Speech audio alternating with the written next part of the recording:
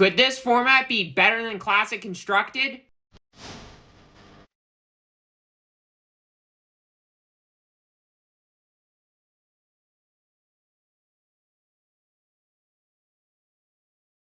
Hello and welcome to the table, and today I'm doing a response video to many of the videos, including Sloopdoop and Mansant's videos for Project Blue, and just Project Blue in general, because, man, I hope this format sticks. I hope that people love it. I hope that people enjoy it, because budget Flesh and Blood is a thing that needs to exist.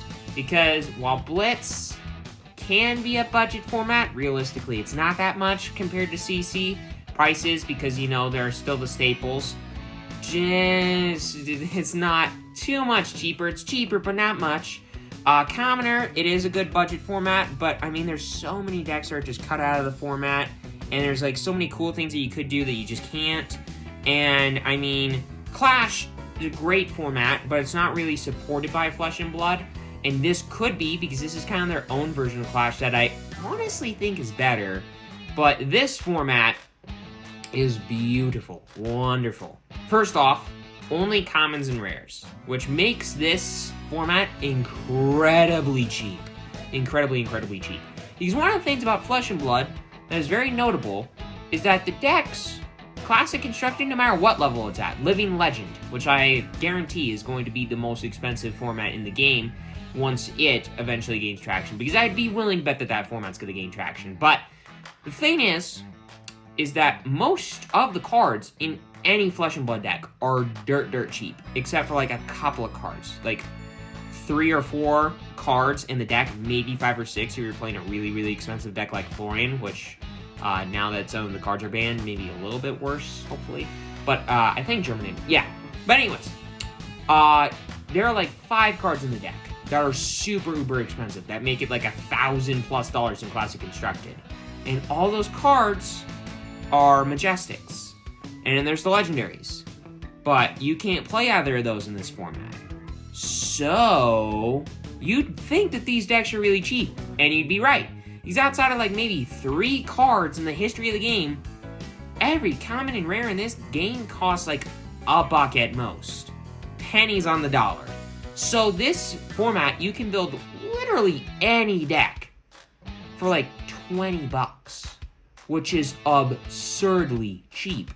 I mean, you can have fun, just blitz through a game super quick, have really like fair decks, like the decks, no matter what you're playing against, pretty evenly powered and balanced and whatnot. I mean, it's just like, I really enjoy it because of the ban list. The ban list makes this format really appealing to me, because one of the things about Clash that I also wasn't a huge fan of was that some of the cards that made, like, some of the best commons and uncommons, or sorry, some of the best commons and rares in the game were not banned in Clash, which is part of the reason, like I was saying earlier, that I never got into the format.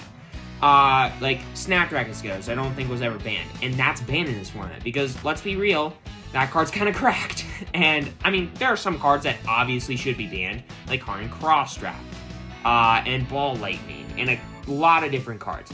But some of the things about this ban list that specifically that I really like some cards that could just make decks way too powerful, like Deadwood Dirge and Rootbound Carapace, could make a Florian deck way too powerful. Seeds of Agony can make a chain deck way too powerful. Plunder Run can make 60 decks way too powerful. That one's kind of more obvious. But Electromagnetic Somersault can make a Raw way more powerful. Onslaught Ancestry, any ninja deck, way more powerful. But in addition, there are some cards that are like really surprising to be banned in this format. Fate Foreseen, Sigil of Solace, and Sink Below. Sink Below is banned in this format. That is one of the most interesting things to me about this format, and I really enjoy it. Because I love Sink Below, don't get me wrong. But quite honestly, I mean, it's annoying. And it just makes so many of these games just way more fun, way more interesting. Besides Pummel being a thing that exists, which, I agree with Sloopdoop there. Ban that card, please and thank you, Flesh and Blood, Legend Story Studios. If this format becomes a thing, I don't want to play with Pummel. I hate discarding cards, and when I played Blitz, I hated playing against Pummel, and I guarantee when I build about 1,000 decks for this format, I'm gonna hate playing it just as much, playing against it just as much. But, getting past that, the ban list for this, I think, makes it so much more, like, evenly powered for all the decks.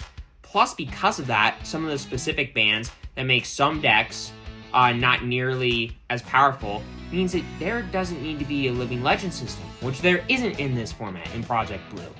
And that means I get to play some decks, and all of you out there get to play some decks that you may have never gotten to play with before in CC because they got banned before you got into them, or you were about to build a deck for them, and they got banned. Now, for my case, I'm talking about Dragon Mommy, Dromai, and Aurora, the Electro Ball of Death. And, I mean, in this format, those decks, one, you can play them, and two, they're way more even, because Dromai, well, doesn't have some of the best reds in the game, plus Majestics, Legendaries, doesn't have access to those, some of her better cards. And for Aurora, Channel Lightning Valley doesn't exist in this format, so that immediately, plus Electromagnetic Somersault is a busted-ass card.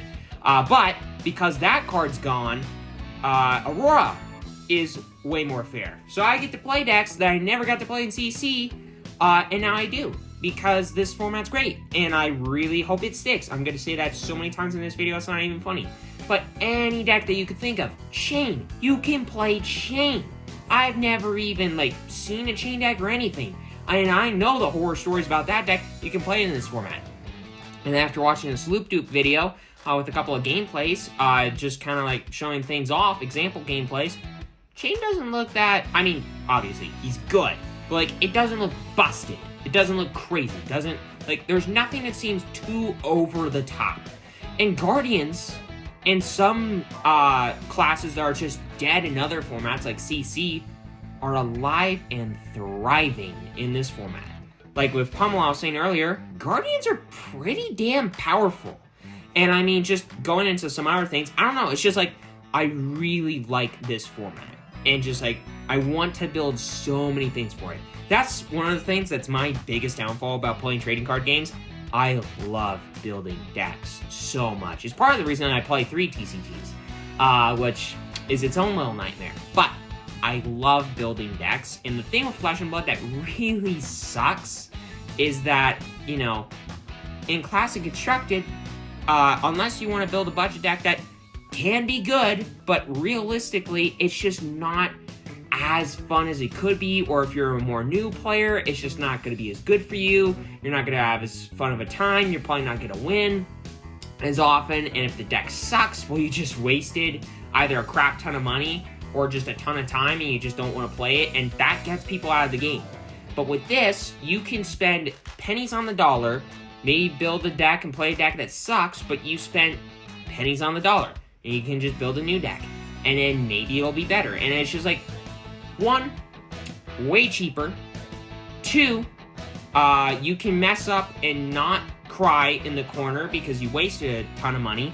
And 3, you can build about 1,000 different decks. If you're somebody like me who wants to build 1,000 different decks. And I just, Dromai, Aurora, probably Florian, because I really wanted to build a Florian deck in Classic Constructed, and then all the cards in Florian that I really wanted to play with got super duper expensive, and I'm like, I'm not going to play Florian. Now I can. So that's 3 decks right there. In addition, I guarantee there's going to be more decks that I want to play. Maybe Syndra. Maybe some of the stuff from Hunt. I don't know. It's just like there's a ton of different things that I want to play around with in this format. And now I get to. And I'm hoping I enjoy it, because I guarantee I'm going to. I love budget formats. I love budget in general for TCGs, and this seems to be the best budget thing that Flesh and Blood could ever make. And I just, like, they make things that are just so crazy. I'm like, there's no way they can make anything better, and then they do. But I just don't see how it's possible for Flesh and Blood to ever make another budget format that's this good. ever again, and I really hope people enjoy it as much as I think I'm going to, and that so many other people on the internet that have tried it out are going to. And for those of you just getting into Flesh and Blood, seriously, try this format. Watch Sloopdoop's video with a couple of introductory decks. Watch Mansant's video where he goes into a little bit more depth. Watch all the other videos online that go into a little bit more depth. This is just me kind of rambling and talking about how much I think I'm going to enjoy this.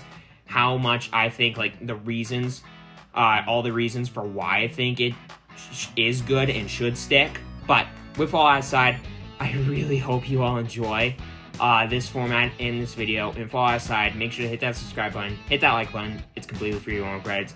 Have a great rest of your day, everybody. Enjoy.